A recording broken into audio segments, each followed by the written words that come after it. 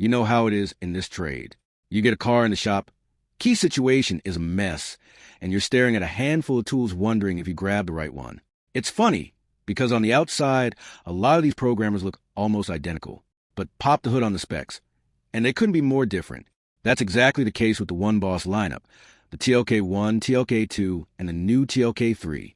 On the surface, they're all designed to tackle Toyota, Lexus, and related platforms. But the job they're built for? Totally specialized. This is Hussein, and welcome back to Baabji Motors, your spot for real-world diagnostics, tool breakdowns, and the kind of shop talk that actually saves you time. Before we line these up side by side, a quick heads up. This is strictly educational. We're here to compare, explain, and help you make an informed decision. Always follow manufacturer procedures and local regulations when you're working on customer vehicles. All trademarks belong to their owners. So, here's the question I want to hold on to. If you had to pick one of these for your everyday bench work, which generation of lock keys do you deal with most, the older 4A stuff or the newer 8A and BA systems? Stick around, because by the end, we're going to clear up exactly which tools save your bacon on which job, and where the new TLK3 changes the game entirely. All right, let's break this down. The TLK1 and TLK2 are your specialists. Think of them as focused surgeons. The TLK1 is built for reusing locked Toyota and Lexus smart keys and handles a broad range of more common lock modules, specifically the 8AA, BA, B9, and B8 families. If you're working on a vehicle that uses those platforms, the TLK1 is your go-to for unlocking and reusing those original keys. Then you've got the TLK2. Same mission, reusing lock smart keys, but its compatibility zone is tighter. It supports the 4 AAA and BA types. So if you're mostly dealing with slightly older generation Toyotas, that TLK2 might be the more cost-effective specialist for your bay. Both are independent units, and they don't talk to each other. You buy the one that matches the keys walking through your door. Now, the TLK3, that's a different animal entirely. EoneBoss is calling it the ultimate all-in-one, and from what I'm seeing, that's not just marketing. First, it does the wireless aftermarket unlocking, resetting those locked aftermarket keys to a virgin state with zero disassembly.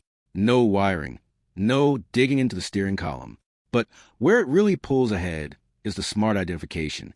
It automatically detects the vehicle brand, the chip type, and the frequency sequence. We've all been there, staring at a menu, second-guessing which variant to pick. This takes that manual error out of the equation.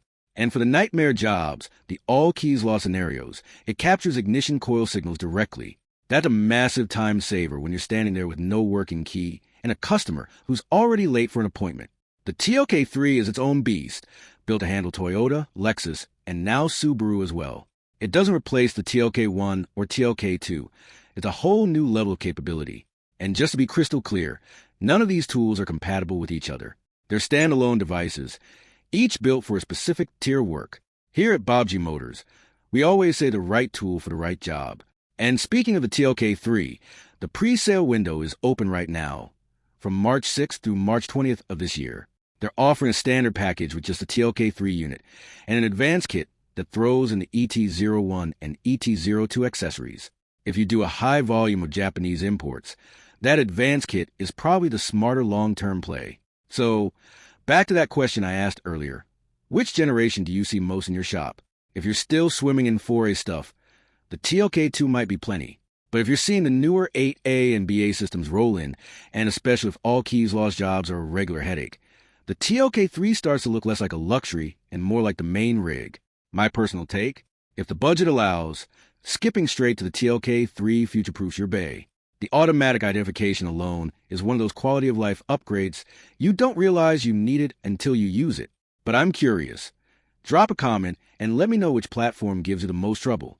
Do you lean on dedicated tools like these? Or do you prefer a multi-purpose programmer that does a bit of everything? Here's a tip you might not have caught. When you're working with these wireless unlocking tools, always verify the key's condition before you start the process. If the key has physical damage or internal corrosion, resetting it to virgin status might not be enough. You're just polishing a dead battery, so to speak. A quick continuity check on the board can save you 20 minutes of frustration. If this breakdown helped you sort through the lineup, consider hitting the like button. We're shooting for 1,000 likes on this one. It's a small signal that tells the algorithm real techs actually watch this stuff. And if you've got a question about a specific job or a tool you're on the fence about, drop it in the comments.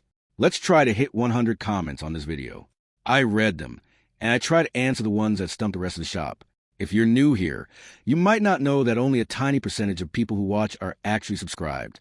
It sounds wild, but it's true. Hitting that subscribe button costs nothing, but it genuinely helps Baabji Motors keep making these in-depth breakdowns. It takes hours to research, film, and edit these comparisons, and knowing the community is behind it makes all the difference. If this video helped you decide which EoneBoss tool belongs in your toolbox, share it with another tech who's been scratching their head over the same question.